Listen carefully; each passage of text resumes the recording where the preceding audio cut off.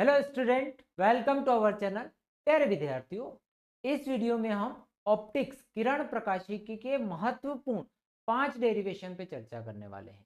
प्यारे विद्यार्थियों, अक्सर बच्चों को ऑप्टिक्स में दिक्कत आती है, इसीलिए हमने 5 ऐसे डेरिवेशन निकाले हैं जो पहले बहुत बार परीक्षाओं में आए हैं और आगे भी आने की उनकी संभावना बहुत ज्यादा है। बच्चों, आइए शुरुआत करते हैं। सबसे पहला डेरिवेशन है आपका, गोलीय दर्पण के लिए सिद्ध कीजिए 1/f 1/v plus 1/u। Prove that 1/f 1/v plus 1/u for spherical mirror. Spherical mirror गोलीय दर्पण के लिए आपसे पूछा गया। आपको करना यह है कि या तो आप अवतल दर्पण के लिए कर दीजिए या उत्तल दर्पण के लिए। जरूरी नहीं कि आप उत्तल दर्पण के लिए ही करें या अवतल दर्पण के लिए ही करें। तो मैं आपको अवतल दर्पण के लिए, ठीक है, मिरर फॉर्मूला निकालना बताता हूं। ठीक है, तो अवतल दर्पण हम यहां बना लेते हैं। प्यारे विद्यार्थियों, ये हो गया आपका अवतल दर्पण। ठीक, अवतल दर्पण वह होता है जिसका अंदर वाला भाग परावर्तक होता है। रिफ्लेक्टिंग सरफेस कौन सा होता है? ये अंदर वाला जो दबा हुआ भाग है, ये अगर यहां से रिफ्लेक्शन होता है तो उसे अपन कौन सा दर्पण कहते हैं? अवतल दर्पण कहते हैं। और बाहर वाले भाग से, ये उठा हुआ भाग है, उभरा हुआ भाग है, इससे अगर रिफ्लेक्शन होता है, परावर्तन होता है, तो उसे आप क्या कहेंगे? उत्तल दर्पण कहेंगे। ठीक, हमें ये पता है कि वस्तु हमेशा बाईं ओर रखी जाती है, तो मैं यहां पर इसके बाईं ओर वस्तु को रख देता हूं। ये यहां पर ए बी वस्तु हमने बाईं ओर रख दी। प्यारे विद्यार्थियों, अब हमारे पास एक चीज और हमें जानकारी में है। वो जानकारी ये है कि F is equals to R/2। ये दिमाग में रखिएगा, ये हमारे काम में आएगी। तो फोकस दूरी और वक्रता त्रिज्या। ठीक, तो यहां आपका हो गया F और ये हो गया आपका C। तो जब प्रकाश किरण मुख्य अक्ष के समांतर जाती है, जब प्रकाश किरण मुख्य अक्ष के समांतर जाती है, तो दर्पण से परावर्तन के बाद फोकस से होकर निकल जाएगी। जब पैरेलल आएगी वो प्रिंसिपल एक्सिस के, तो रिफ्लेक्शन हुआ, कहां से गई? फोकस से। जब प्रकाश किरण हमारी जो है वक्रता केंद्र से होकर जाती है, ये वक्रता केंद्र से अपन ने इसको गुजार दिया, तो जब प्रकाश किरण वक्रता केंद्र से होकर जाती है तो वापस उसी दिशा में लौट जाती है जिधर से वह आई है। ठीक है, जब प्रकाश किरण वक्रता केंद्र से होकर दर्पण पर आपतित होती है तो परावर्तन के बाद वापस उसी दिशा में चली जाती। बच्चों, यहां पर इसने इंटरसेक्ट करा। ठीक, ये भी था, ये हो गया आपका ए डैश, ये हो गया आपका बी डैश। ठीक, यहां इस तरह से हम एक लंब डाल देते हैं, इसको एम और इसको डी दे दी। ये एम एन मिरर है और एम पॉइंट पर रिफ्लेक्ट हुआ, ऐसा अपन मान लें। ये तो आपका डायग्राम हो गया, आपको समझ आया होगा। कुछ भी नहीं किया, हमेशा वस्तु बाईं ओर ली जाती है तो हमने बाईं ओर वस्तु ले ली। प्रकाश किरण समांतर आती है और दर्पण से परावर्तन के बाद फोकस से चली जाती है, फोकस से गुजार दी। प्रकाश किरण वक्रता केंद्र से होकर आती है तो दर्पण से परावर्तन के बाद वापस उसी दिशा में लौट आती है। ठीक, ये तो हो गया आपका। आपको इसमें लिखने के लिए बहुत ज्यादा कुछ नहीं है। ठीक है, आप लोगों को ये लिखना है कि भाई एम एन जो है अवतल दर्पण है, ए बी वस्तु है, ए डैश बी डैश प्रतिबिंब है। यहां तक का आप लोगों को समझ आ गया होगा। अब आपको करना यह है कि आपको चाहिए रिलेशन, ठीक है, यू वी एफ में। तो वस्तु की दूरी जो है आपकी, कहां से मापेंगे वस्तु की दूरी को? हम पोल से मापेंगे, यानी ध्रुव से। तो ध्रुव से वस्तु तक की दूरी यानी कि ऑब्जेक्ट तक की डिस्टेंस यू होती है। क्योंकि हम प्रकाश किरण की विपरीत दिशा में दूरियों को माप रहे हैं, इसीलिए हमने ऋणात्मक लिया। प्रतिबिंब तक की दूरी को बच्चों v लेंगे। यहां पर भी आप ध्रुव से माप रहे हैं और प्रकाश किरण की विपरीत दिशा में माप रहे हैं, माइनस। और वक्रता केंद्र तक की दूरी को आप -r दे देंगे। ठीक, यहां तक कोई दिक्कत है क्या बच्चों आप लोगों को? मुझे नहीं लगता कि यहां तक आप लोगों को कोई दिक्कत होगी। हमने चिन्ह परिपाटी का उपयोग साथ साथ ही किया है। अब प्यारे विद्यार्थियों, आप इसमें यह देखेंगे कि आपको A B C and A dash B dash से ट्राइंगल दिखाई दे रहे होंगे। ये वाला ट्राइंगल देखिए ए बी सी और ये वाला ए डैश बी डैश सी, ये दोनों जो त्रिभुज हैं, है ना, इन त्रिभुजों को ध्यान से देखो तो ये वाला एंगल और ये वाला एंगल इक्वल है, और एक एंगल यहाँ 90 डिग्री का है और एक और एंगल 90 डिग्री का। तो जब भी दो त्रिभुज के बीच में उनके दो एंगल इक्वल हो जाते हैं तो उसे हम समरूप त्रिभुज कहते हैं। ठीक है, तो जो समरूप त्रिभुज हैं, एक जैसे दिखने वाले त्रिभुज हैं, उनमें अपन शर्त लगा देते हैं। तो अब आप देखेंगे कि त्रिभुज ए बी सी व ए डैश बी डैश सी समरूप हैं, ये समरूप है। यानी कि अब आप क्या करेंगे,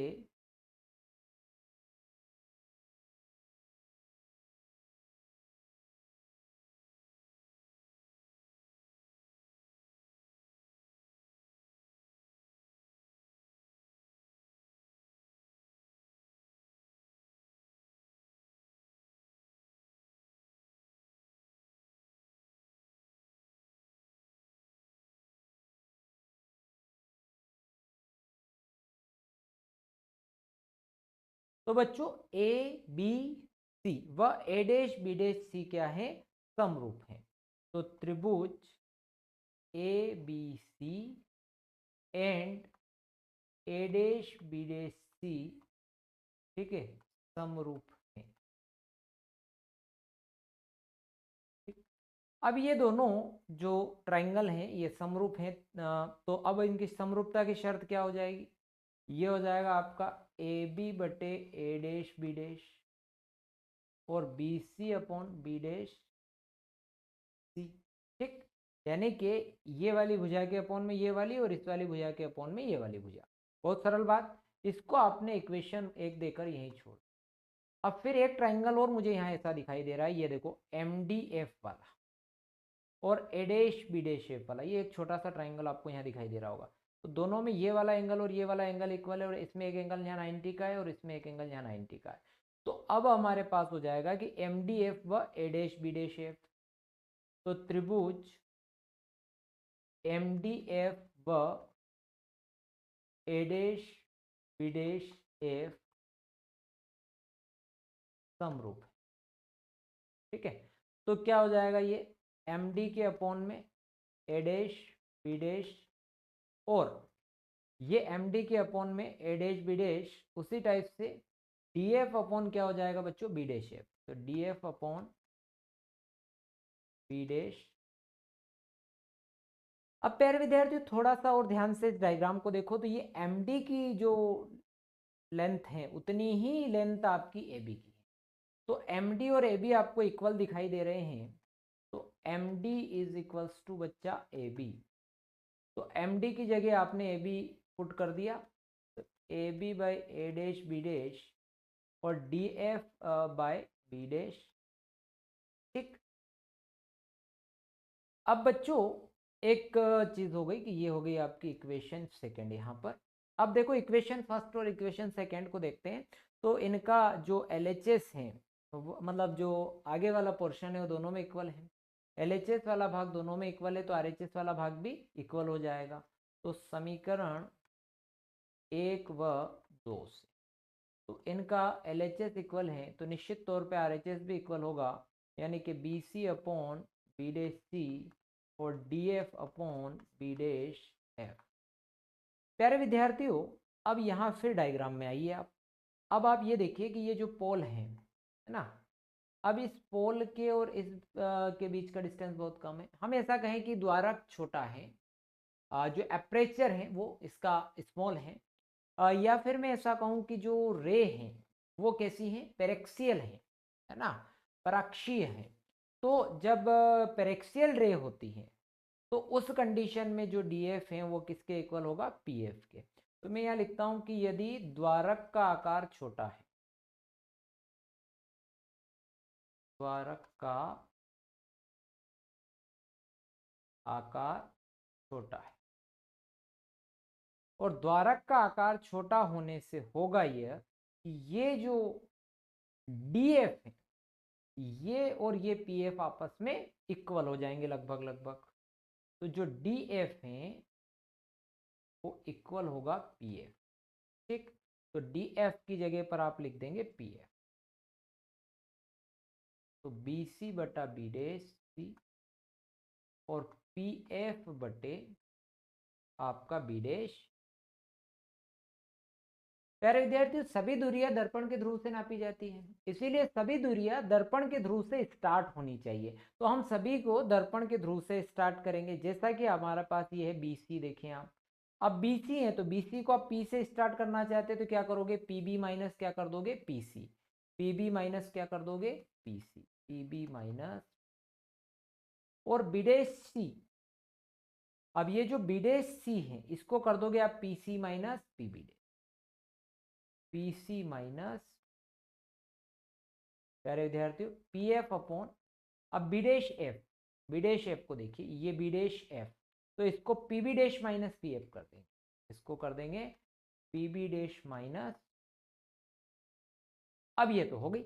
अब ये सारी डिस्टेंसेस क्या है हमारे पास, तो अपने पास क्या अवेलेबल है, तो बिल्कुल है, देखो PB माइनस U,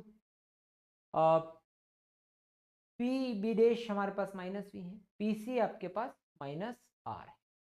तो सभी वैल्यूज हैं, तो ये हो गई PB की जगह आपका हो गया बच्चों माइनस U, PC आपका माइनस R, PC आपका माइनस R, PB डैश जो कि वस्तु की दूरी, प्रतिबिंब की दूरी है, माइनस V, PF हो गया फोकस तक की डिस्टेंस जो होती है आपकी माइनस F, ये वाली फोकस तक की डिस्टेंस हमने यहाँ रिप्रेजेंट नहीं की थी, ये हो गई आपकी माइनस। तो प्यारे विद्यार्थियों इसकी जगह पुट कर दिया, PB डैश हो गया बच्चों माइनस V और ये हो गया माइनस F। बहुत ज़्यादा मुश्किल नहीं है, पर आपको चीज़ों को करना पड़ेगा। मैं इसको रिपीट करके एक बार वो समझा दूंगा, ऐसी चिंता करने वाली बात नहीं है। तो minus U minus minus plus R, minus R minus minus plus V, minus F minus जो है V प्लस F। अब आप इसका क्रॉस मल्टीप्लाई कर ले, तो इस माइनस U का इसमें करेंगे तो ये हो गया UV, इस माइनस U का माइनस UF, R का इसके साथ तो प्लस RF और इस V का इसके साथ माइनस V। मैंने एक बात कही थी आपसे कि बच्चा R is equals to 2F है ना, F is equals to R/2, तो उसमें से R की जगह पुट करेंगे तो UV माइनस UF, R की जगह हो जाएगा बच्चों 2VF माइनस VF, तो UV इज इक्वल टू, यहाँ से VF बच जाएगा, तो VF ये है और इस UF को हमने इधर भेज दिया। अब कुछ भी नहीं करना है, ये जो इक्वेशन आई है इसको UVF से डिवाइड कर देंगे, यानी कि भाग दे देंगे, UVF से इसको भाग दे देंगे, तो UV बटा हो जाएगा UVF बराबर VF बटा UVF और प्लस UF बटा UVF। U से U कैंसल, F से F कैंसल, VF से VF कैंसल, UV से UV कैंसल, 1 बटा F 1 बटा V प्लस 1 बटा U। ये कितना सरल था बच्चों। तो प्यारे विद्यार्थियों, आपको वापस से मैं रिपीट करके बता रहा हूँ कि गोली दर्पण के लिए सिद्ध कीजिए में, तो आपको क्या लेना है, इसमें अवतल गोली दर्पण ले लिया आपने, अवतल लेने के बाद यहाँ से समांतर किरण आएगी, फोकस से होकर चली जाएगी, जब प्रकाशी केंद्र इसमें आपने वक्रता केंद्र से होकर जाएगी तो वापस परावर्तन के बाद उसी दिशा में लौट जाएगी, यहाँ आपका प्रतिबिंब बन जाएगा। अब आपने समरूप त्रिभुजों की खोज करनी है, तो हम दो त्रिभुज लेंगे ABC और A डैश B डैश समरूप होंगे। इसी प्रकार से जो आपका MDF और A dash B dash F भी समरूप होंगे, जिनकी हमने समरूपता की शर्त ये इस तरह से लगा ली। और फिर आप समीकरण 1 व 2 में देखो, ये MD जो है वो आपका AB के बराबर हो जाएगा, तो MD की जगह आप AB पुट कर दीजिएगा, ठीक है, और फिर समीकरण 1 और 2 से बराबर कर देंगे, तो BC अपॉन B डैश से DF अपॉन B डैश, और जब द्वारक का आकार छोटा लेंगे तो ये DF PF के इक्वल हो जाएगा। मैंने कहा था समस्त दूरियां दर्पण के ध्रुव से स्टार्ट होनी चाहिए, इसीलिए BC को भी हमने दर्पण के ध्रुव से स्टार्ट किया। देखो ये BC है, तो ये हो जाएगा बच्चा PB minus PC, PB minus PC, और जो आपका PB डैश है तो ये हो जाएगा, जो आपका B डैश C है तो ये हो जाएगा PC माइनस PB डैश, ठीक। और एक और आपका जो है फाइनली इसमें जो B डैश F है तो वो हो जाएगा PB डैश माइनस PF, और इनकी वैल्यूज अपने पास होती हैं, ध्रुव से वस्तु तक की दूरी माइनस U होती हैं, वक्रता केंद्र तक की दूरी -r होती है, फोकस तक की दूरी -f होगी, क्योंकि ये समस्त दूरियां क्या हो रही है, हम प्रकाश किरण की विपरीत दिशा में माप रहे हैं, इसीलिए अपन इनको माइनस में ले रहे हैं। ठीक, उत्तल दर्पण के लिए भी आप लोग चाहें तो कर सकते हैं, पर अवतल, क्योंकि गोली दर्पण के लिए पूछा जाता है मैक्सिमम टाइम, अवतल के लिए उत्तल के लिए बहुत कम केस होता है कि पूछा जाए, पर फिर भी आप लोग कर लीजिएगा, इसी प्रकार से होगा। अगले प्रश्न पर आते हैं, और ये सेकेंड इंपॉर्टेंट क्वेश्चन है। ठीक, इनमें से भी मैं बहुत ज्यादा महत्वपूर्ण कौन सा है वो भी बताऊंगा। गोलीय पृष्ठ से अपवर्तन के लिए सिद्ध कीजिए, है ना, n2 - n1/r n2/v - n1/u for the refracting at the spherical surface, prove that. ठीक, इसके लिए हमें प्रूव करना है। ठीक है भैया, एक गोलीय पृष्ठ लेते हैं हम लोग यहाँ पर। ठीक है, एक गोलीय पृष्ठ, ये हमने एक गोलीय पृष्ठ, ये इस गोलीय पृष्ठ का आपका जो है पोल हो गया, और ये प्रिंसिपल एक्सिस। अब यहाँ हमने ऑब्जेक्ट, ठीक, अब मान लो यहाँ से आपकी रे चली,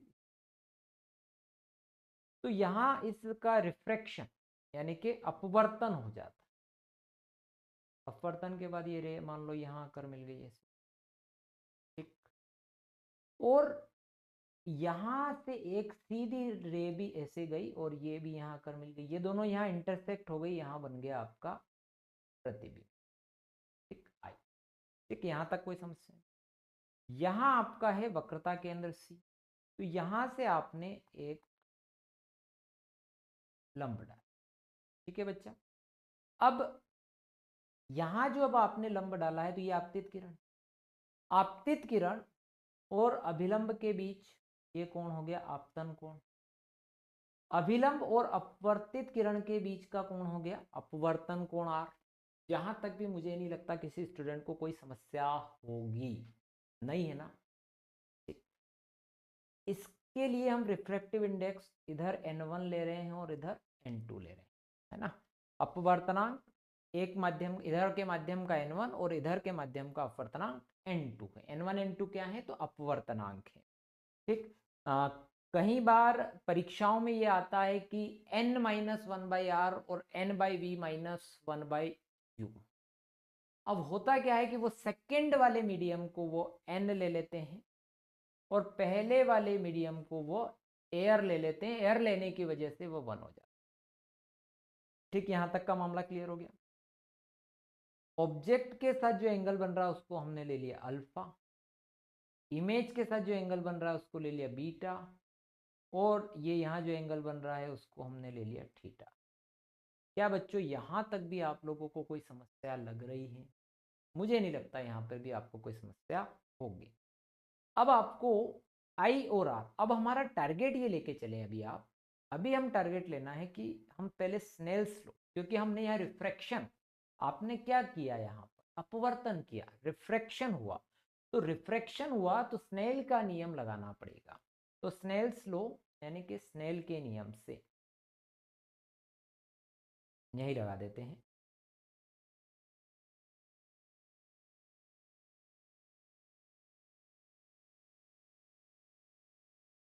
तो स्नेल का नियम, ठीक है, आपका ये होगा n2/n1 is equals to sine i by sine r. ठीक, अब क्या करेंगे प्यारे विद्यार्थियों कि ये एंगल आई एंड आर अगर बहुत छोटे हैं, ठीक है, यदि आई व आर बहुत छोटे हैं तो इन आई आर की वैल्यू स्मॉल है, वेरी स्मॉल, तो then sine i is equals to i and sine r. ठीक, तो इस आई और आर की वैल्यू हो गई, तो n2/n1 is equals to I by R. अब क्रॉस मल्टीप्लाई कर, तो ये हो गया n1i is equals to N2R। ये हो गई बच्चों आपकी इक्वेशन फर्स्ट। समझ में आई? कुछ नहीं किया, स्नेल्स का लॉ लगाया और कोण बहुत छोटे हैं इसीलिए आई पर। ठीक है, यहाँ तक भी मुझे नहीं लगता किसी स्टूडेंट को कोई तकलीफ है। एक एक स्टेप ध्यान से समझा रहा हूँ बच्चों, तो आप भी ध्यान से समझिए साथ साथ, और हो सके तो साथ साथ सोल्व भी कीजिए। जब आप साथ साथ सोल्व करोगे तो आपको बहुत बेहतर तरीके से ये आ जाएगा, इसमें कोई दिक्कत नहीं आएगी। तो प्यारे विद्यार्थियों, अब हमारा टारगेट क्या हो गया, इसमें आई और आर निकालना अब हमारा टारगेट। ठीक, एक एक्सटीरियर एंगल थ्योरम है, बहिष्कोण प्रमेय है। बहिष्कोण प्रमेय का उपयोग हम लोग यहाँ करने वाले हैं। ये बाकी सब पॉइंट्स के नाम तो हैं, तो इस पॉइंट को भी हम कुछ नाम दे दें, इसको हम एम पॉइंट दे दें। ठीक है, ये एम पॉइंट। अब आप ये देखें कि बहिष्कोण प्रमेय जब लगाएं हम त्रिभुज ओ एम सी में या ओ एम आई में, है ना, तो पहले तो हम इसमें लगाएंगे, तो बहिष्कोण प्रमेय किसमें, ओ एम सी में, और फिर एम आई सी में लगाएंगे। ठीक है, तो पहले लगाते हैं हम त्रिभुज ओ एम सी में बहिष्कोण प्रमेय। प्यारे विद्यार्थियों, बहिष्कोण प्रमेय ये कहती है कि जो दो आंतरिक कोणों का योग एक बाह्य कोण के बराबर। तो यहां देखो आंतरिक कोण अल्फा और थीटा, और इसका बाहरी कोण कौन सा है, आई है। तो आई बराबर हो गया प्यारे विद्यार्थियों, आई बराबर हो गया थीटा, थीटा प्लस अल्फा। ये तो एक चीज होगी। फिर त्रिभुज अगला वाला जो है वो है आपका आई एम सी। त्रिभुज आई एम सी में बहिष्कोण प्रमेय, exterior angle theorem, English medium वाले हैं ना, बहिष्कोण प्रमेय। तो यहाँ जो आपका अंदर वाला है आर प्लस बीटा, इसके बराबर क्या हो जाएगा, थीटा। तो आर प्लस बीटा बराबर आ रहा है थीटा, आर प्लस बीटा बराबर थीटा। तो आर बराबर, इधर इसको उठा के इधर फेंक दिया तो थीटा माइनस बीटा। आई और आर की वैल्यू भी अपने को मिल गई है, तो ये आई और आर की वैल्यू कहाँ रख देंगे, इक्वेशन फर्स्ट में। तो आई व आर का मान, आई व आर का मान समीकरण एक में। तो आई और आर का मान जब आप समीकरण एक में रखेंगे तो n1 आई की जगह हो जाएगा थीटा प्लस अल्फा, और n2 आर की जगह हो जाएगा थीटा माइनस बीटा। ठीक, यहाँ तक का भी मामला आप लोगों को क्लियर हो गया। तो अब इसका मल्टीप्लाई अंदर करेंगे तो ये होगा n1 theta plus n1 alpha is equals to n2 theta minus n2 beta. इसको इक्वेशन सेकेंड देकर अपन यहाँ थोड़ा सा रोक देते हैं। अब अपने को टारगेट लेके चलना है कि थीटा, अल्फा और बीटा की वैल्यू हमारे पास हो, यानी कि हमें निकालने हैं कोण, थीटा, अल्फा और बीटा। और जब आपको कोण निकालने हो तो कोण के लिए हमारे पास सूत्र होता है कोण बराबर चाप बटे त्रिज्या। ठीक है, angle is equal to arc upon radius. तो कोण बराबर होता है हमारे पास चाप बटे त्रिज्या। सभी स्टूडेंट को यह याद होगा, मुझे लगता है सभी को यह पता होगा, बहुत ज्यादा मुश्किल नहीं। तो चाप, ये वाला चाप, चाप देखो ये पीएम चाप। अब जब मैं ऑब्जेक्ट की बात करूंगा तो त्रिज्या हो जाएगी पीओ, अल्फा वाले कोण की। जब मैं बीटा वाले कोण की बात करूंगा तो त्रिज्या हो जाएगी पीआई, और जब मैं थीटा वाले कोण की बात करूंगा तो त्रिज्या हो जाएगी पीसी। तो प्यारे विद्यार्थियों, यहाँ अल्फा इज इक्वल टू, चाप तो सभी का फिक्स है, चाप जो है आपका सभी का फिक्स हो गया। ये देखें, चाप आपका सभी का फिक्स हो गया, कौन, पीएम। तो चाप हमारा फिक्स हो गया पीएम। ठीक, बटे त्रिज्या, तो त्रिज्या हो गई आपकी, ये देखो पीओ, है ना, तो त्रिज्या हो जाएगी आपकी पी।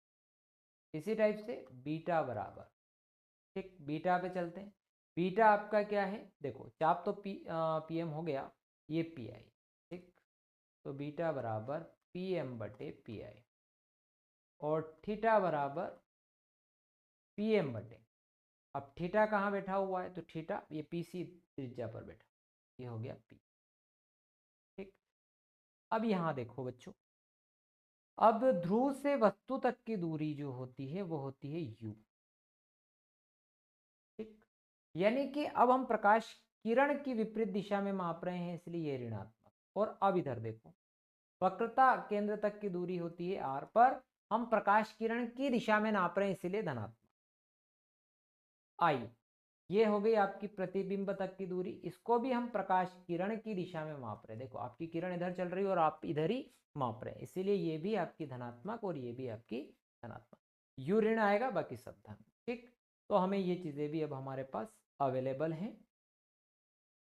तो अल्फा बराबर हमारे पास है बच्चा पी एम बटा माइनस यू, बीटा बराबर पी एम बटा वी और थीटा बराबर पी एम बटे आर। ठीक, हमारे पास अल्फा बीटा और थीटा की वैल्यू भी आ चुकी। अब ये अल्फा बीटा और थीटा की वैल्यू जो हमने एक इक्वेशन यहाँ निकाला है, इस इक्वेशन में पुट करेंगे, n1 theta plus n1 alpha और n2 theta minus n2 beta, इस इक्वेशन में पुट करेंगे। तो समी अल्फा बीटा थीटा का मान, अल्फा बीटा व थीटा का मान समीकरण 1। तो जब आप 1 में रखेंगे तो n1 थीटा, तो थीटा की जगह होगा बच्चा पी एम बटे आर, फिर है आपका प्लस n1 अल्फा, तो अल्फा की जगह आपका होगा पी एम बटा माइनस बराबर, फिर जो है आपका n2 थीटा, n2 थीटा की जगह पी एम बटे आर, फिर है माइनस n2 बीटा, बीटा की जगह है पी एम बटा। प्यारे विद्यार्थियों, अगर हम ध्यान से देखें तो सभी में पी एम आ रहा है, इधर भी है इधर भी है, तो पी एम यहाँ से कॉमन, तो n1 by are plus minus क्या हो जाएगा, minus minus n1 by you, ये हो गया n2 by R minus n2 by V. अब इधर से भी pm कॉमन और इधर से pm की जीवन लीला यहाँ समाप्त, तो बचा n1 by R minus n1 by U और n2 by R minus n2 by V. प्यारे विद्यार्थियों, अब r को हम एक और कर लेते हैं और इसको एक और कर लेते हैं। अब आप ये देखिएगा कि r को एक तरफ करते हैं, तो अपन इसको उठाकर इधर ले आते हैं, v वाले को और u वाले को एक तरफ कर लेते हैं, है ना। तो देखो हमारे पास जो n2 बाई आर है वो उसको अपनी जगह पर बिठा के रखा, अपन ने कहा कहीं नहीं जाना तेरे को, अपन लेकर आए इस n1 बाई आर को इधर। ठीक है भैया, उसके बाद ये n1 बाई यू को इधर बिठा के रखे और n2 बाई वी को उठाकर इधर ले आए, तो n2 by V minus n1 by U. अब आपका एलसीएम r, तो n2 minus n1, n2 by V minus n1 by U. प्यारे विद्यार्थियों, डेरिवेशन थोड़े से बड़े जरूर हैं, मैं समझाने में थोड़ा अधिक समय ले रहा हूं ताकि आप लोगों को बेहतर से बेहतर ये समझ में आ सके। प्यारे विद्यार्थियों ध्यान से देखिए, एक बार वो समझा रहा हूँ। गोलीय पृष्ठ से अपवर्तन के लिए सिद्ध करना है, तो हमने एक गोलीय पृष्ठ बना लिया, यहाँ हमने वस्तु ले ली। ठीक, अब वस्तु से किरण इधर गई और अपवर्तित हो गई, यहाँ से किरण सीधी गई और यहाँ सीधी सीधी जाएगी, जैसे ध्रुव से होकर जाएगी सीधी निकल जाती, यहाँ कटी तो यहाँ आपका प्रतिबिंब बन गया, ऊपर से आपने एक अभिलंब डाल दिया। ठीक, अब अल्फा बीटा थीटा इनमें कोण बना दिए और स्नेल का नियम लगा दिया। स्नेल के नियम से आपको ये पता चला कि आपको आई आर निकालना है, फिर आपने बहिष्कोण प्रमेय लगानी है और आई आर की वैल्यू निकाल लेनी है। आई आर की वैल्यू आने के बाद जो स्नेल लॉ से अपन ने समीकरण एक निकाली थी उसमें रख देंगे, और फिर कोण बराबर चाप बटे त्रिज्या करके अल्फा बीटा थीटा भी अपन को ज्ञात कर देना है और उसमें रख देना है। कैलकुलेट करते हैं, डेरिवेशन निकल के आ जाता है। अगर परीक्षा में बच्चा अगर आपका आ गया कि भाई n minus one by R और n by V minus one by U, तो ये सिद्ध कीजिए। तो ये कैसे करोगे, कभी कभी म्यू भी लिख देता है तो घबराना नहीं, अपवर्तनांक ही होता है। तो आप करिएगा ये कि यहाँ आप क्या करना कि जैसे n2/n1 लिया है तो यहाँ आप कुछ भी मत करना है, दूसरे वाले माध्यम को n ले लेना, n/1 यानी कि आपका हो जाएगा I = NR। अगर आप ऐसे नहीं करना चाहते हैं तो आप लास्ट में पूरा डिराइव होने के बाद, जब लास्ट में आप पहुंच जाए तो आप यहाँ लिखेंगे कि प्रथम माध्यम क्या है आपका, एयर, हवा है। प्रथम माध्यम जो है वायु है, अतः जो है वायु है, अतः n1 = 1। और दूसरा माध्यम हम लोग ले लेंगे n2 = n, और ये वैल्यू पुट कर देंगे तो आपका जो डेरिवेशन कई बार इस तरह से भी आता है तो वो वाला भी आपका प्रूव हो जाएगा। दोनों ही काम हो जाएंगे इस डेरिवेशन, जैसे भी पूछे आप लोग कर लीजिए। अगले प्रश्न पर आते हैं। पतले लेंस के लिए अपवर्तन सूत्र सिद्ध कीजिए, establish the refraction formula for a thin lens. मैं आपको इसका फॉर्मूला प्रूव डेट करके किस तरह से लिखा हुआ आएगा वो भी लिख देता हूँ। ये हो जाएगा n21 - 1 और 1/r1 - 1/r2।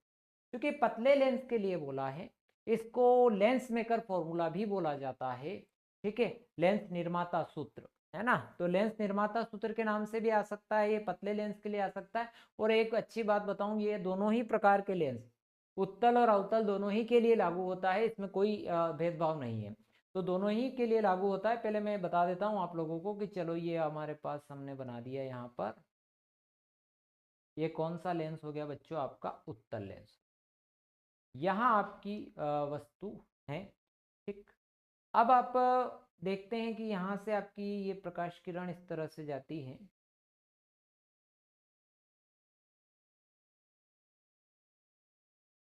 जैसे ये आपकी प्रकाश किरण यहाँ से ऐसे आई, ठीक। अब यहाँ से चूंकि ये एक और सरफेस है, अगर ये सरफेस ना होता, समझिए इस चीज को, अगर यही सरफेस होता, केवल ऐसा होता कि इसमें लेंस के अंदर दो सरफेस होते हैं, मैं एक एक करके वापस से बना देता हूँ, कि लेंस में केवल एक सरफेस ये वाला होता, दूसरा सरफेस ना होता, ठीक। यहाँ से अब आपकी किरण चलती, यहाँ से अपवर्तित होती और अपवर्तित होकर ये किरण आपकी यहाँ आ जाती। पर लेंस के अंदर तो दूसरा पृष्ठ है, तो दूसरा पृष्ठ होने की वजह से ये किरण कहाँ मुड़ गई, यहाँ मुड़, तो अंतिम प्रतिबिंब आपका यहाँ बन गया। और ये इसको अपन I1 दे देते। प्यारे विद्यार्थियों, इसमें आप ये समझिए कि ये किरण आ रही है और ये यहाँ पर फाइनल है और एक किरण आपकी इधर आ रही है, और ये आपका प्रकाशी केंद्र। प्यारे विद्यार्थियों, एक बात समझिएगा आप लोग ध्यान से कि वस्तु जो इधर रखी हुई है, यहाँ से किरण आ रही है, और अब ये किरण अगर ये दूसरा सरफेस नहीं होता तो ये यहाँ आ जाती है, यानी कि पहले सरफेस से जो प्रतिबिंब बना है वो I1, और दूसरे सरफेस के लिए जो वस्तु है वो है I, ठीक है। पहले सरफेस से यानी पहली सतह से जो प्रतिबिंब बना है वो I1 है, और दूसरी सतह के लिए जो I1 प्रतिबिंब है वो वस्तु का कार्य करता है, और फाइनल प्रतिबिंब बना बच्चों आपका I पर, ठीक। अब हमने अभी जो सूत्र डिराइव किया था, इस सूत्र का उपयोग हमें कर लेना है, ठीक। अगर मैं यहाँ पर वायु मानकर करता तो फिर मुझे कोई दिक्कत आनी नहीं है आप लोगों को इसे सिद्ध करने में, पर मैं इसी सूत्र से ये आपको डिराइव करवा रहा हूँ, ठीक है।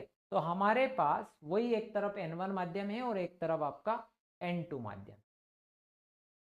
n2 अब हम पहले प्रथम पृष्ठ के लिए निकाल रहे हैं, ठीक है। तो प्रतिबिंब तक की जो वस्तु तक की दूरी जो u हो जाएगी, प्रतिबिंब तक की दूरी फाइनल प्रतिबिंब तक की हमने v कर दी, और जो आपका वस्तु का कार्य कर रहा है उस तक की दूरी आपने v1 कर दी। अब आप बोलोगे सर यहाँ प्लस माइनस कुछ नहीं लगा रहे हो, आप चिन्ह परिपाटी का प्रयोग कर ही नहीं रहे हो। क्यों नहीं कर रहे हैं? क्योंकि हम इसमें एक सूत्र जो प्रयोग कर रहे हैं वो ये वाला n2 - n1/r n2/v - n1/u, ये सूत्र हम प्रयोग कर रहे हैं और इस सूत्र प्रयोग करने का लाभ ये है बच्चों, इस सूत्र के प्रयोग करने का लाभ ये है कि आपको यहाँ चिन्ह परिपाटी का उपयोग नहीं करना।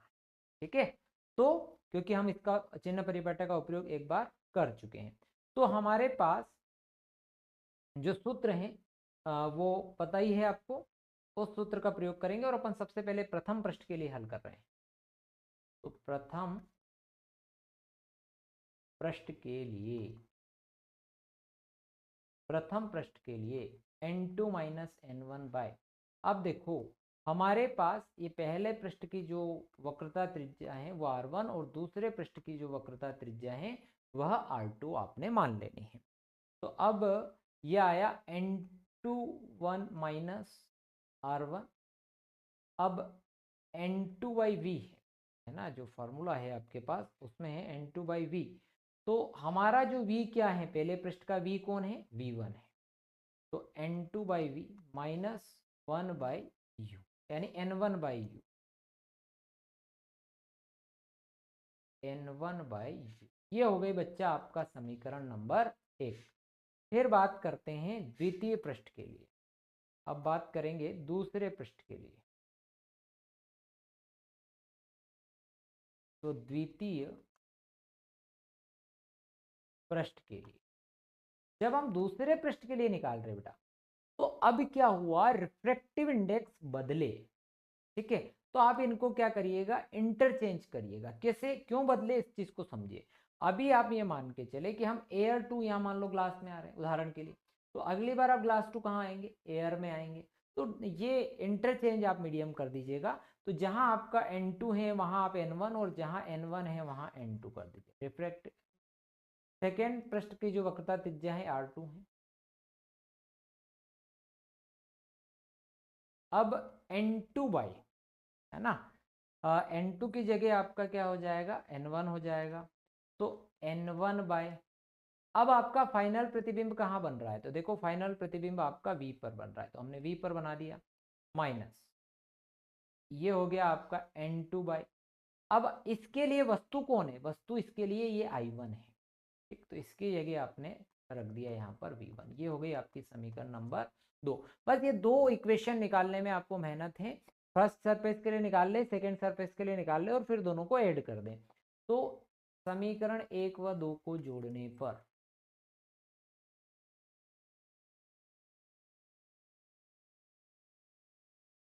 तो जोड़ेंगे तो ये आप देखिएगा कि n2 minus n1 by r1 plus n1 minus n2 by r2 is equals to n2 by v1 minus n1 by u plus n1 by v minus n2 by v1। प्यारे विद्यार्थियों, अब आप देखें कि ये n2 बाई v1 से इस n2 by v1 की जीवन लीला समाप्त। यहाँ आप देखेंगे तो n2 माइनस n1 कॉमन निकाल लूँ अगर मैं, तो यहाँ से अगर n2 माइनस n1 कॉमन निकालूंगा तो अंदर यहाँ बचा 1/r1। यहाँ चूंकि n1 माइनस n2 है तो इसको इंटरचेंज करूंगा तो क्या हो जाएगा, -1/r2। प्यारे विद्यार्थियों, अब यहाँ पर ये हो गया, n1 कॉमन निकाल लेते हैं। पहले तो अपन n1 by V minus n1 by U, इसको पूरा थोड़ा सा और कर लें। अब बच्चा हमारे पास ये एक इक्वेशन बनी। अब आपको थोड़ा सा और पुराने ज्ञान की तरफ जाना पड़ेगा। आपको नॉलेज होगा कि यदि जो आपकी वस्तु है, यदि वस्तु ठीक है अनंत पर है, यदि वस्तु अनंत पर है, यानी अनंत पर, यानी यू कहाँ है, अनंत पर। यदि वस्तु अनंत पर है तो प्रतिबिंब कहाँ बनेगा, फोकस। प्रतिबिंब फोकस पर होगा। बहुत बढ़िया बात, हमारे नॉलेज में है, हमारे नॉलेज में है। तो u की जगह आप लिखेंगे इनफाइनाइट और v की जगह लिखेंगे f। तो n2 minus n1 1/r1 minus 1/r2 is equals to हमारे पास हो गया देखो n1 by F, n1 by F minus n1 by infinite. ठीक, इनफाइनाइट तो ये आपका हो जाएगा कैंसल। अब आपका यहाँ आ गया n2 minus n1 1 by r1 minus 1 by r2। प्यारे विद्यार्थियों, ये आया n1 बाई एफ। आपका डेरिवेशन यही समाप्त हो सकता है, पर इस n1 को अब इधर किसके डिवाइड में ले आओ, तो ये हो जाएगा आपका n2, अलग अलग कर दो सीधे, n2 by n1 minus n1 by n1 is equals to 1 by r1 minus 1 by r2। क्या बचा यहाँ 1 बाई एफ। इस n2 से n2 की जीवन लेला समाप्त, तो 1 माइनस, है ना, सॉरी, हाँ, n1 से n1 की जीवन लीला होगी समाप्त, n2 बाई n1 तो जिंदा रहेगा, ये हो गया कैंसल। तो बच्चा n2 by n1 minus 1 by r1 minus 1 by r2 बराबर 1/f। तो बेटा ये हो जाएगा आपका 1/f बराबर, इसको लिखेंगे n2 1 minus 1 1/r1 minus 1/r। ये है बच्चों आपका लेंस निर्माता सूत्र। इसमें है मेहनत कुछ नहीं, ठीक है, पर आपको कुछ चीजें दिमाग में लेकर चलनी पड़ेगी।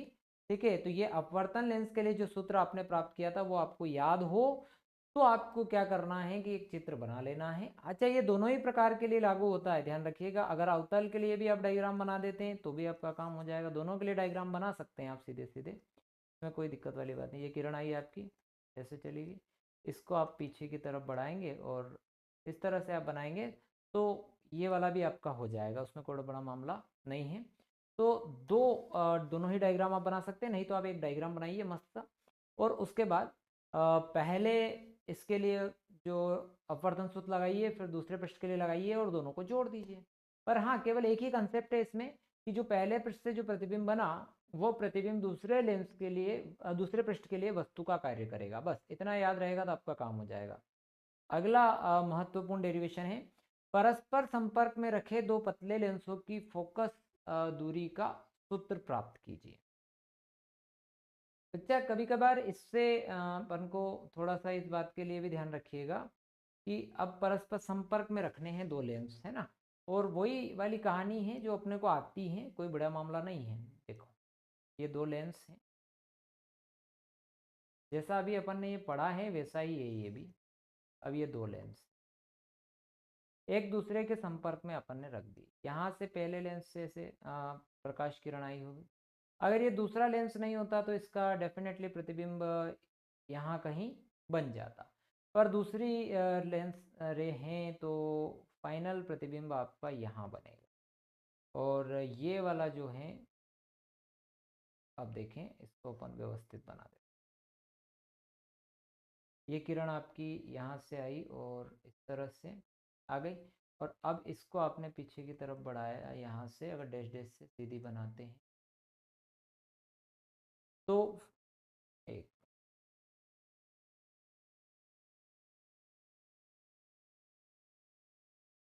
ये आपका एक, फिर इसका कंबाइन से, ठीक।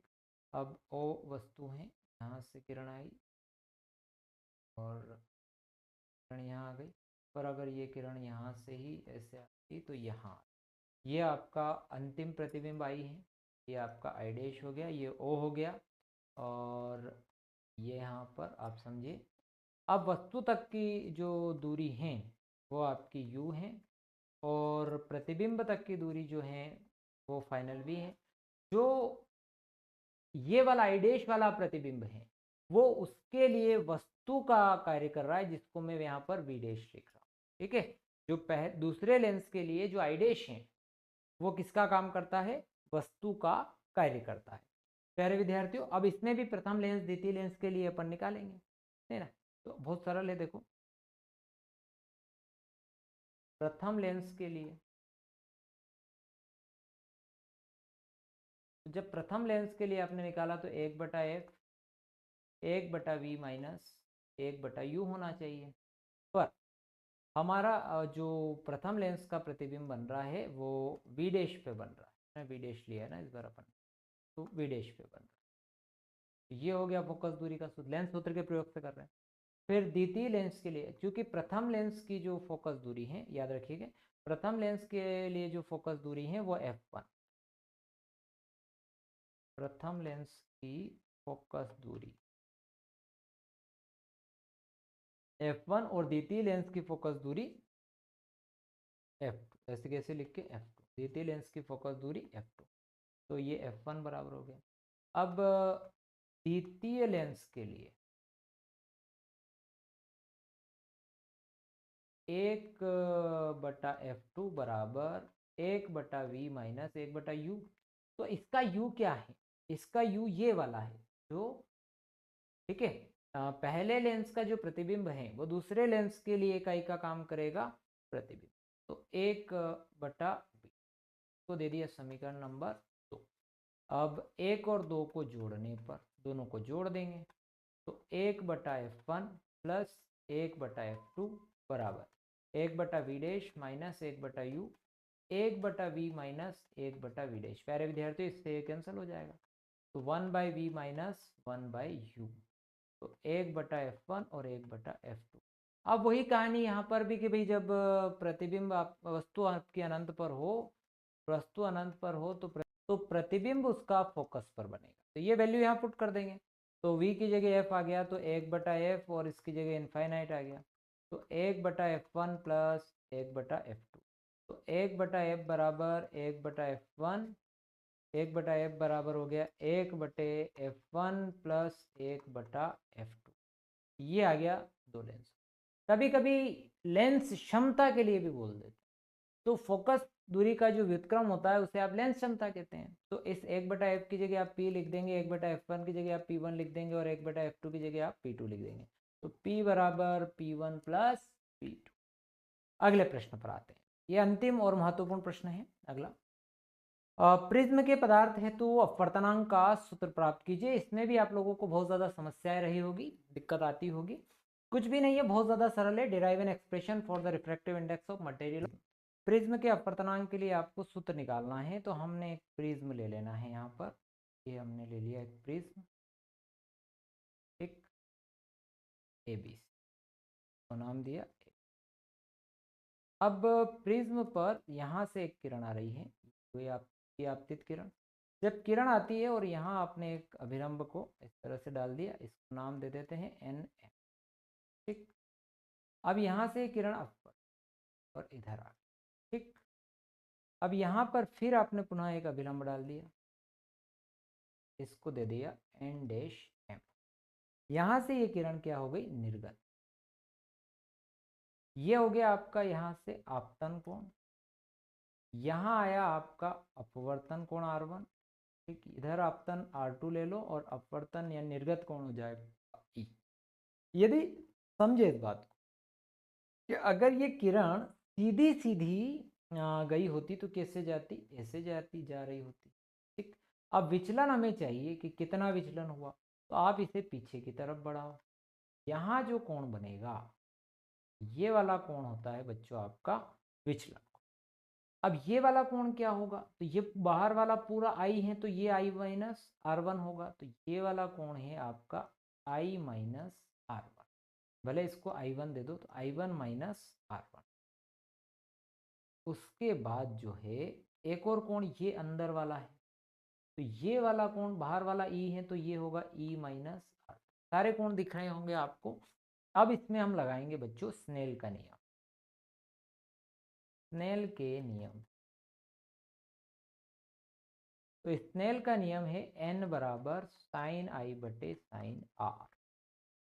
हमारा लक्ष्य है आई और आर की वैल्यू निकालना। आई और आर की वैल्यू आ जाएगी तो आपका काम बन जाएगा। अब आई और आर की वैल्यू निकालने के लिए हम लोग कुछ थोड़े से यत्न करने पड़ेंगे, थोड़ी सी मेहनत करनी पड़ेगी, तो करते हैं। ये जो आपको एक चतुर्भुज दिख रहा है इसको नाम दे देते हैं, इसको अपन ने नाम दे दिया, किरण को नाम दे दो PQRS, ठीक है। और ये एक पॉइंट और है तो इसकी भी अपने को जरूरत पड़ेगी, तो इसको L नाम दे। अब हमारे पास जो चतुर्भुज हैं हम लेंगे चतुर्भुज AQMR। समांतर चतुर्भुज AQNR,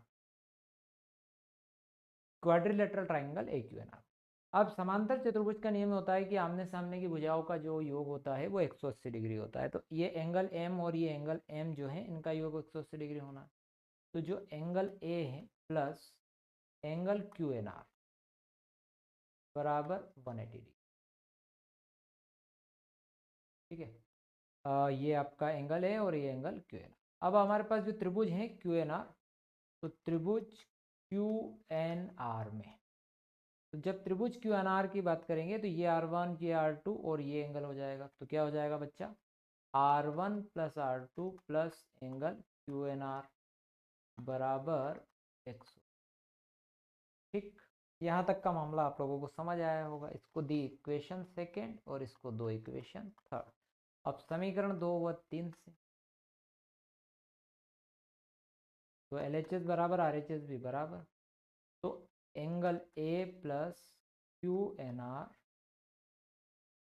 बराबर R1 plus R2 plus QNR।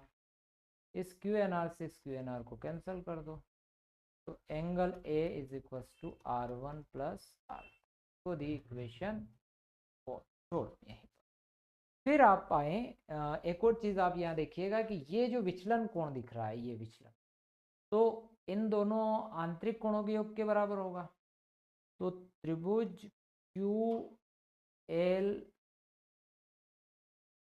QLR में बहिष्कोण प्रमेय,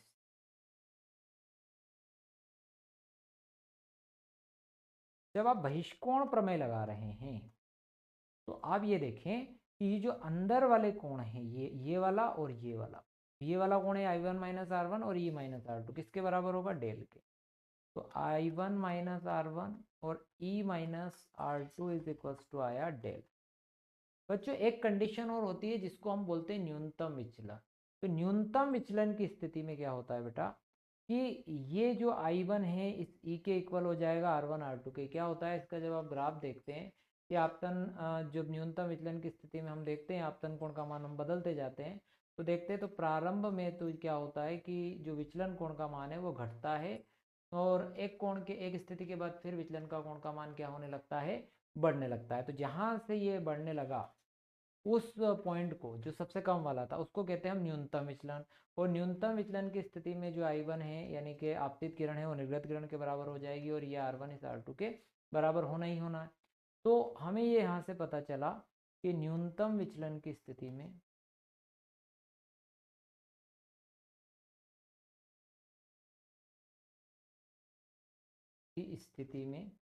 I1 बराबर E बराबर I मान लिया, और R1 बराबर R2 बराबर हमने R।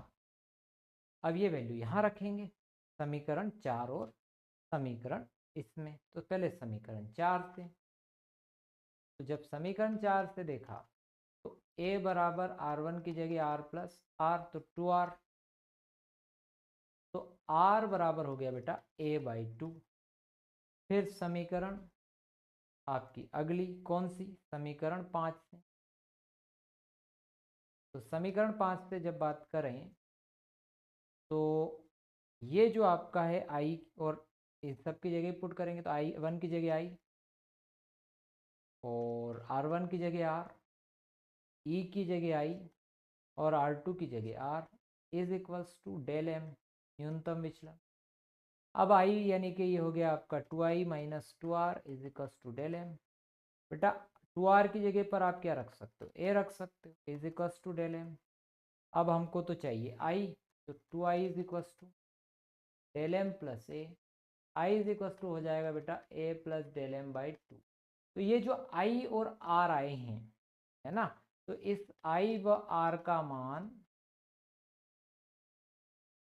समीकरण 1 में, समीकरण 1 क्या थी बेटा, n बराबर साइन I बाई साइन R। तो I और R की वैल्यू आ गई है, और ये I और R की वैल्यू आप यहाँ पुट कर दीजिए, तो ये हो जाएगी sign A plus del M/2, और बेटा ये हो जाएगा साइन A/2, ये वाला आपका।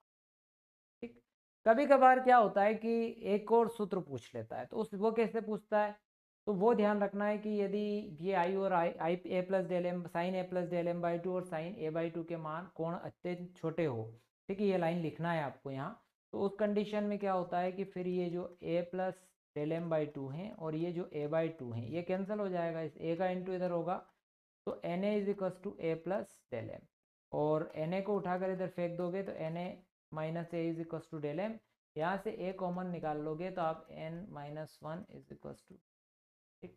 आप अगर वहाँ यहाँ एन टू वन लेकर चलते हैं शुरुआत में, तो N two one minus one is equals to del M, जो भी आप लोग लेके चलें। ये बहुत अच्छे डेरिवेशन है 5 के 5, और मैंने 5 के 5 को सॉल्व कराए और मुझे लगता है कि ये आपको समझ में भी आ गए होंगे, और ये आपकी परीक्षाओं में इनमें से एक न एक डेरिवेशन के आने की संभावना है, इसीलिए ये वीडियो आपके 4 नंबर पक्के करता है। तो प्यारे विद्यार्थियों, यदि आपको वीडियो पसंद आया हो तो चैनल को सब्सक्राइब करना, अपने दोस्तों के साथ शेयर करना मत भूलना। थैंक यू वेरी मच, मिलते हैं नेक्स्ट वीडियो में।